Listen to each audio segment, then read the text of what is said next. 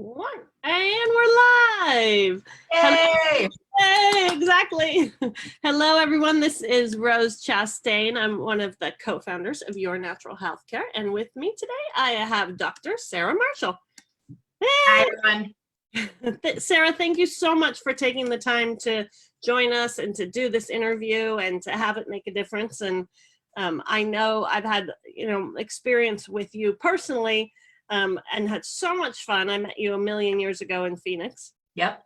And I have been following you and the difference you've made in people's lives. And I'm really grateful that, one, you're out there making that difference with a commitment to living the life of your dreams, which I just think is so cool. But two, the difference you've made with so many different people. So I wanted to, before we jump into it, I'm going to talk about you so people know who we're talking to. So obviously Sarah Marshall is a naturopathic doctor, and she focuses on her life motto, which is living her dream life. And it's really no kidding, no joke. I mean, a lot of people you see there like on Facebook having adventures, but you really are having adventures. Yeah. So it's just so inspiring to see you really walking your talk and having your focal point be joy in your life.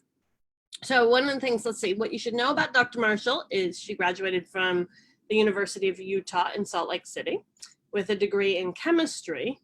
And because she loves to think how things work, she figured out the human body would be the best place to go to work there and became a naturopathic doctor. She received her doctorate of naturopathic medicine from the National College of National Medicine in Portland, Oregon. She practices as a naturopathic physician and a holistic health coach in her international telemedicine practice, which means you get to skip all of the paperwork and rigmarole and go straight to actually having care. So that's one of the things I appreciate about your innovation there. Let's see, what else did I want to tell you about that? Oh, one of the coolest things besides your drive for joy in life is that you really focus on food as medicine, strength and flexibility of the body, hormone balance, and the mental emotional peace. Mm-hmm. And the work that you do with people who are dealing with fertility issues or menopause or mold or migraines or autoimmune, all of these things are so crippling for people, and you have quite a reputation of being successful with that. So that's what you guys should know. Besides, Sarah's just so damn cool. And yeah. I mean, thank you. Oh, it's so awesome. I was telling Sarah before we went live that one of the things that I really love is having the kind of extraordinary people who, like Sarah in my life, who are bonded together by a common commitment to making a difference, to being somebody whose life on the planet made a difference. And I'm glad you're one of those kind of people in my life, Sarah. Thanks, Rose. You're welcome. So I wanted to start. I know that on your website you are keeping people updated, and they can log in and get the latest information on COVID-19 and your research and lots and lots of tools that you're making available for people. Your website, so people know it if they want to, check you out while we're doing this, is Sarah. Say your website again. I don't want to say it wrong. It's Sarah Marshall. So my name, and then ND, N is in nature, D is in doctor, .com. Perfect. Yeah. Awesome. So there's tons of resources and information on there. And what I want to talk to you about today, what I want to start with is what I see as very unique about you, which is your mission to living your dream life. And I want you to talk about, well, how does that have an impact on your health? Yay. Well, it's kind of twofold, because it's like, living your dream life impacts your health, and then your health impacts your ability to live. And, for me, I don't know, I feel like kind of that's a really cliche statement, living your dream life. And in the weird way, that's just the thing that stuck. It keeps coming up for me. It's been there for me for 20 years. And, some of what that's looked like for me is I always grew up wanting to be a river guide. And I moved out to Utah and went and lived in Moab, Utah, and I became a river guide and ran week-long wilderness adventure trips. And then that led into a love affair with boats and water, which led me to getting invited to do a sailing trip from Hawaii to Los Angeles. And I sailed 17 days across the Pacific Ocean. And I've lived in 5 different countries and I've traveled a lot. And so like, and I'm an avid downhill skier. So that's like one aspect of that, like what you do and what you're up to. But then there's another component that's living my dream life has to do with having great people and healthy relationships, and also having my body work for me in the way I want it to. So there's lots of ways that the happier you are, the healthier you are. And if you study Chinese medicine or Ayurvedic medicine and any of the more ancient systems, they always have had this relationship between your life circumstances and your health. The way I say it is they're a mirror image of each other. So it's like you can literally peel apart. If your health is doing this, you can see stuff in your life about it. And some examples of what that can look like is people that deal with a lot of indigestion and stomach problems also tend to deal a lot with worry in their life, and they get easily overwhelmed and they have a hard time breaking things down into small usable pieces, and they have a difficult time with delegation. That's not an accident, actually, because what the stomach does is it takes these huge chunks of food and breaks them down into tiny little usable molecules that are then going to get absorbed to create nourishment. So you can look at the physiology of the body like a poetic metaphor. So every system, what it does, like in the liver detoxifies, it chooses what molecules need to stay in the body and are good for you and what molecules are bad for you and need to be detoxified. And it goes through that process. So there's this great sorting that happens with the liver. People that have liver congestion have a hard time doing that kind of sorting in their life. You might even see lots of clutter in their house and lots of things building up around them, or clutter in their relationships. And so there's these parallels between when I work with my clients as they get healthier, always you end up having conversations about maybe I'm in the wrong career. Maybe I need to do something different about the way I organize my time. I'm not interested in giving away 65 hours a week to corporate America anymore. There's transformations in people's relationships. I did a liver cleanse with one of my clients, and one of the things he said to me is, I don't know how this is related, but my wife says I'm nicer. Like, but the liver processes anger. Yeah. So as we cleared stuff out of his liver, his relationship to his wife shifted. Wow. That's so extraordinary. You know, I had a cough a while ago that's just lingered and lingered and lingered. And I, you know, I don't have COVID-19 because everyone's worries about it. I don't. I've been tested. I don't. But the cough went on for a long time. And one of the things we do is we read, what is it? Heal Your Body, Heal Yourself. Yep. From Louise Hay, right?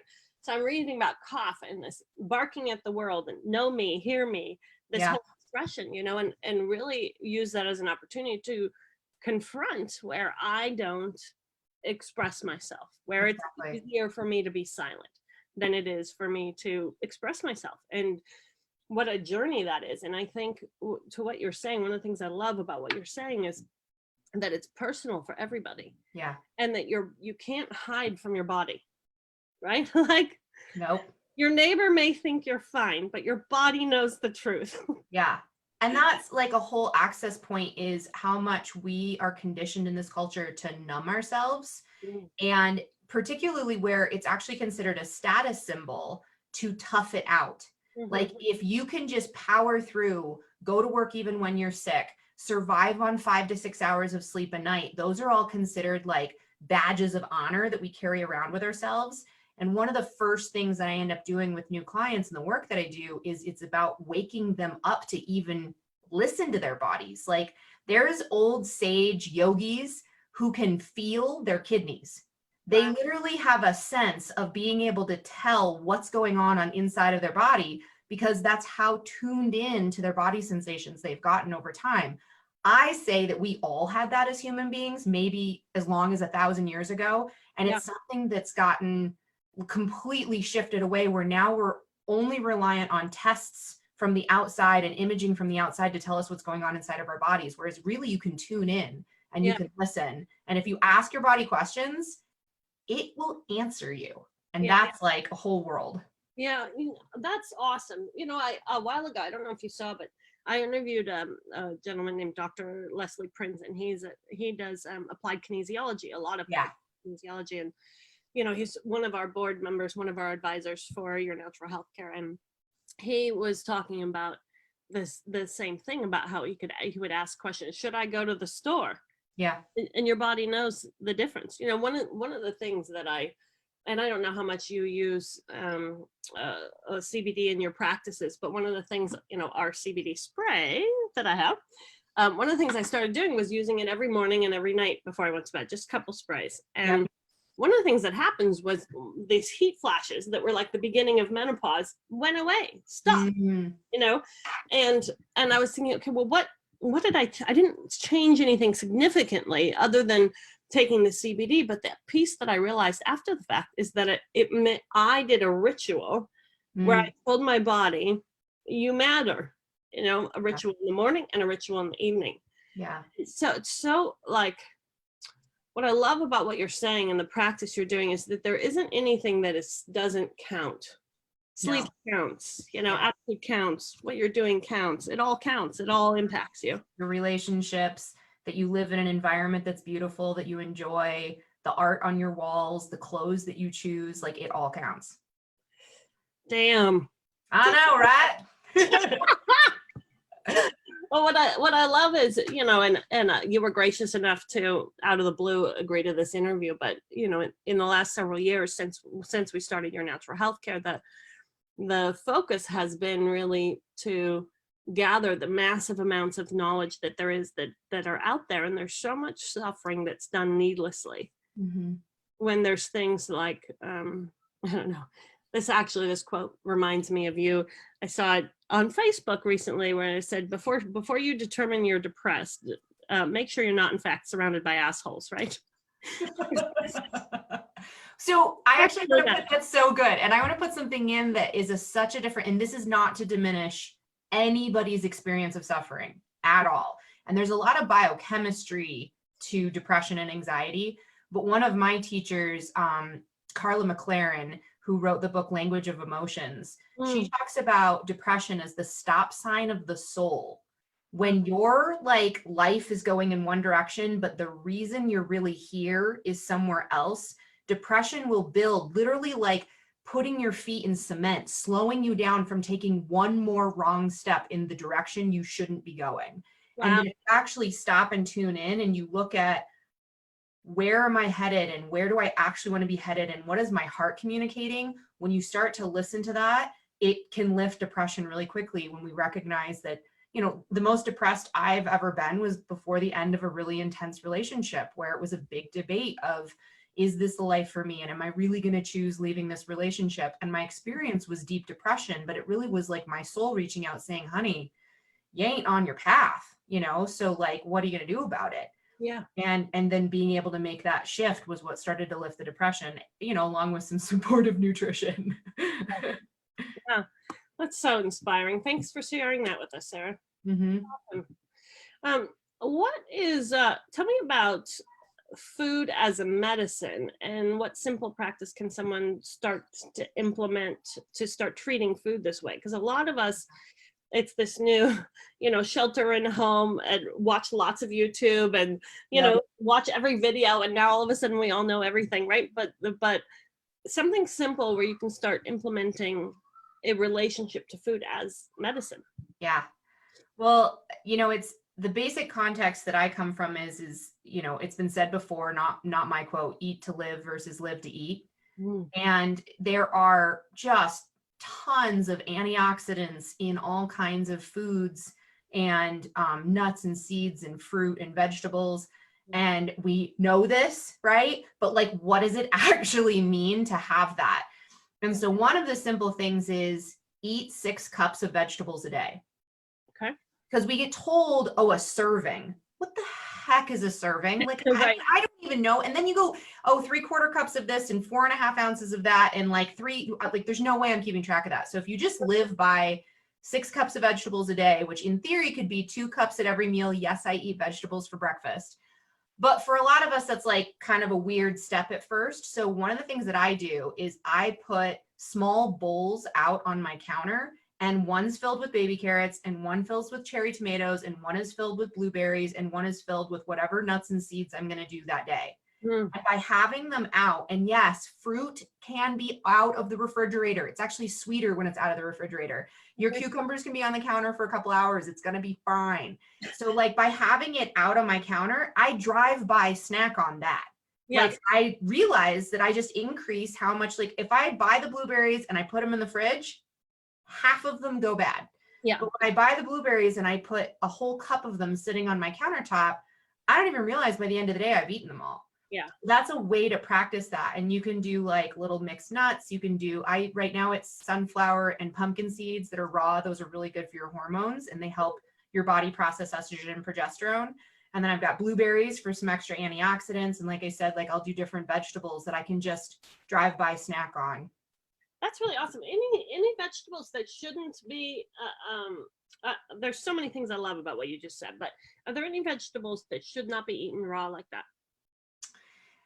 I mean, for most of us, no. There's a few, some people have a sensitivity to a group of vegetables called cruciferous vegetables that are in the brassica family that specifically interact with the thyroid gland in a negative way. But I honestly haven't even found this to be too big of an issue if you eat seasonally.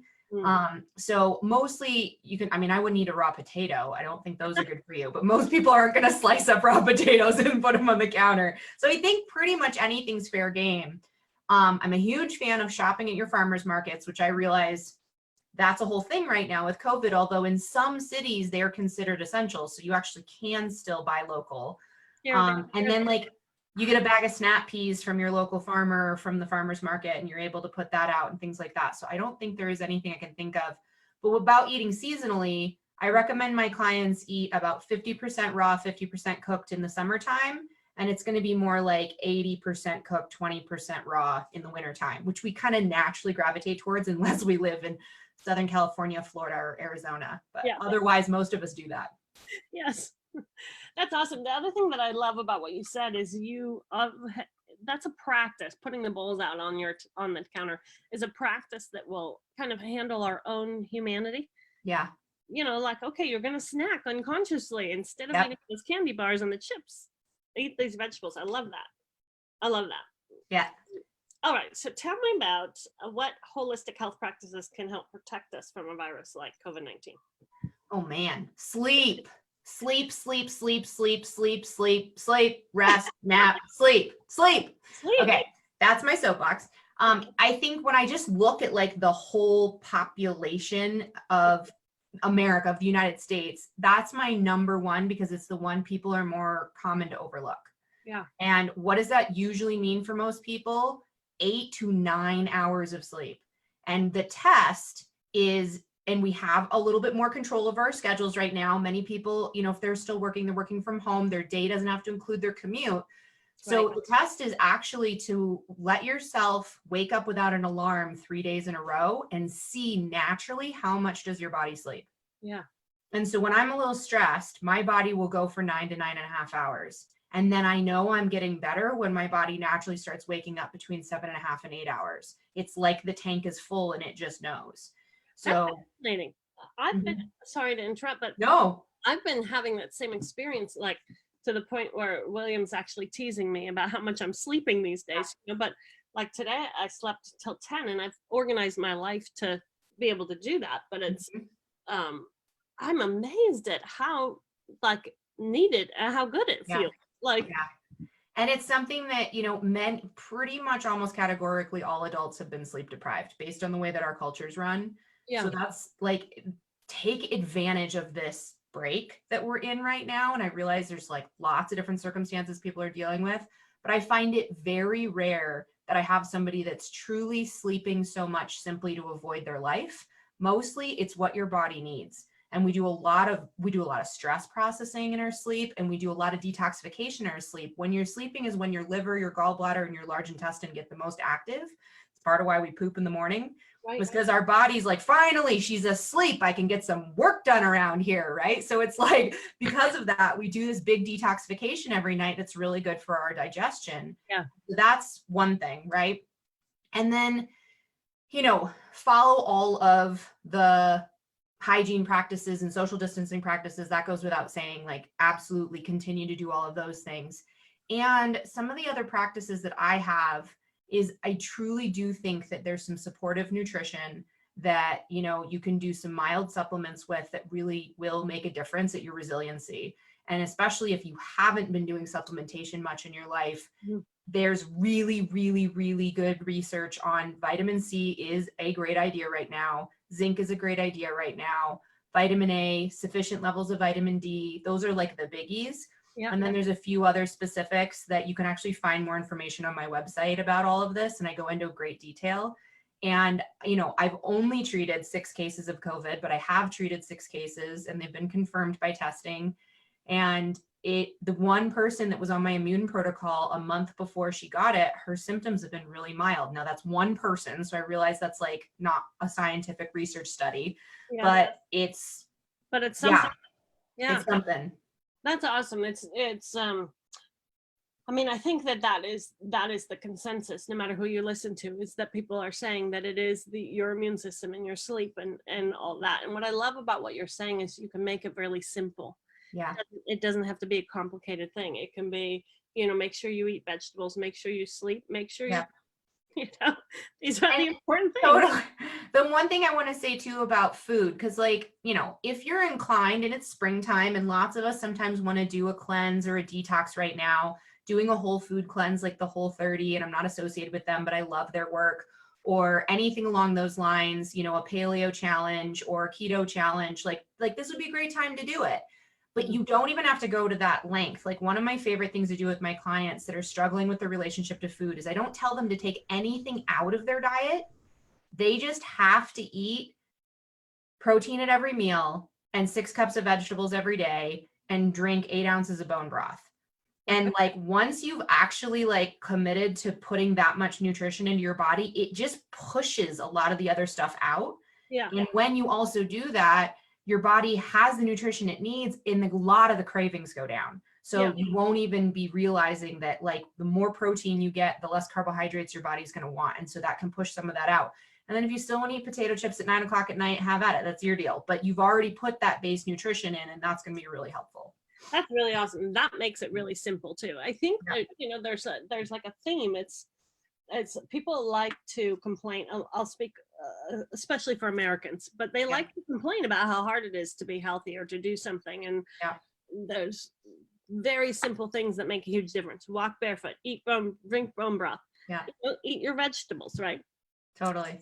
One last thing, because I promised we would talk about is that about poop and digestion, because who doesn't want to see 2 hot chicks talking about poop? Oh man. Awesome. So tell me about the role our digestion has on our immune system and how that works. So what many people don't know, or maybe this is one of those things that's getting around, but 80% of the cells, the actual white blood cells and macrophages and all the different cells that make up your immune system live in your gut. They're literally either inside your gut or they're right on the outside, like tissue level of your gut. And then another probably 10, maybe 15% live in your lungs. And then 5 to 10% is on all the outside of your body. So basically your immune system is like your sentinels. They're your guards for the boundaries of your body. And the first boundary is your skin, your eyeballs, your mouth, those initial entries into our body. Then there's like a tube. Technically we're a donut. There's a hole that runs all the way through us, right? So like from our mouth to our anus, there's actually a hole, and that whole digestive tract is actually the outside world. That's the outside on the inside of our body, like a donut. And so when food goes in, that food brings with it bacteria and toxins and all kinds of things. So you want your immune system right there at the boundary between the inside and the outside world. Yeah. So healthy digestion and healthy immune system are practically synonymous. Wow. And that's a really, really, really, really, really important thing to deal with. And there's a couple really key things about, okay, well, what does it mean to have a healthy digestion? One is, can you break your foods down? And the other is, can you eliminate toxicity? So in the breaking your foods down thing, one of the most common things is in our stress-laden, processed food-oriented world, we tend to not have sufficient stomach acid.